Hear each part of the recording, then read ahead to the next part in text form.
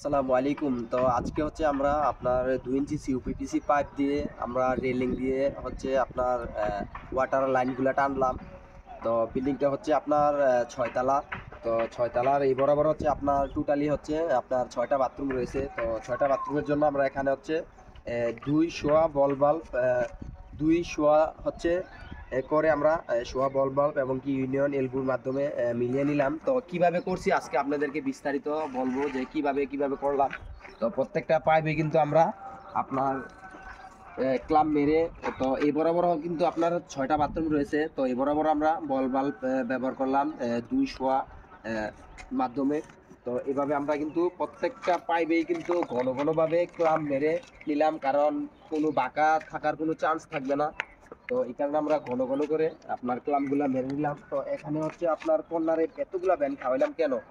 তো এতগুলা ব্যান খাওয়ার কারণ হচ্ছে এটা হচ্ছে আপনার মূলত হচ্ছে আহ, আমাদের মানুষের যে মেরুদণ্ড থাকে, তো ওইটাও কর্নার হচ্ছে একটা কলম। তো কলমটা তো আপনার হচ্ছে বিমের মাধ্যমে করা হয়েছে না ডালাইয়ের মাধ্যমে। তো এটা হচ্ছে মূলত 10 ইঞ্চি ইটের মাধ্যমে কলমটা করা হয়েছে। তো আমরা বেশি একটা কাটি নাই, তো যেটুকু ভ্যান কম দেওয়া যায় তো ওইভাবে আমরা কাটছি। তো এখানে 3টা ভ্যান করে আমরা এভাবে লাইনটা ক্লাম মেরে, তো এটা হচ্ছে মূলত একটা বারান্দা।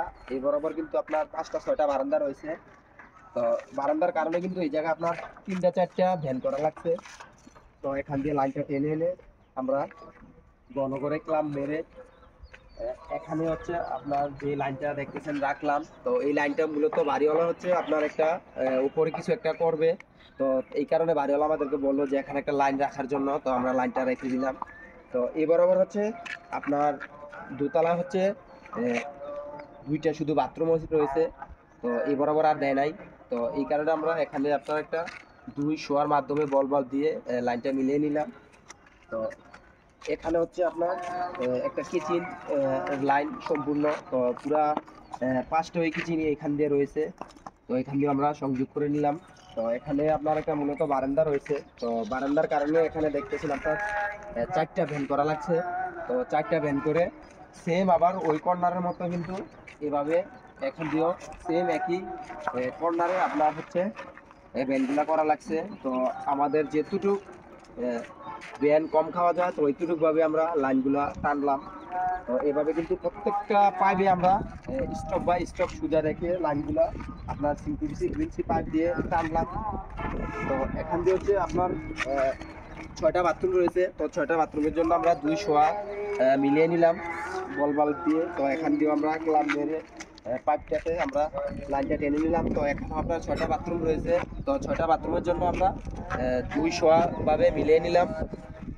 তো এখান যে লাইনটা দেখতেছেন, তো এখান দিয়ে যে লাইনটা দেখতেছেন, তো মূলত এই পর্যন্ত আমরা অফ রাখলাম, কারণ এখান দিয়ে আপনার হচ্ছে টাঙ্কিতে লাইনটা কানেকশন হবে। তো বাড়িওয়ালা এখানে কিন্তু কিছু নকশা করবে।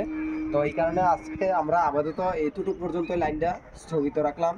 তো উপরে হচ্ছে টাঙ্কিগুলো হবে, তো ওইটার উপরে টাঙ্কিগুলো হবে। তো এই কারণে আমরা অফ রাখলাম। তো অবশ্যই জানাবেন আপনার রেলিং দিয়ে পাইপগুলো টানাটা কতটুকু সঠিক হয়েছে। তো এভাবে কে কে রেলিং দিয়ে পাইপগুলো টানেন, তো ওইটা আপনারা কমেন্টে আমাকে জানাবেন। তো কতটুকু সঠিক হয়েছে ওটা জানাবেন। তো আমার ভিডিও যদি দেখে ভালো লাগলো অবশ্যই আমার পেজটাকে ফলো করবেন আমার নিয়মিত কাজ পাওয়ার জন্য এবং কি দেখার জন্য, আপনাদের বিনোদন দেওয়ার জন্য। তো ভালো থাকবেন, সুস্থ থাকবেন, আল্লাহ হাফেজ।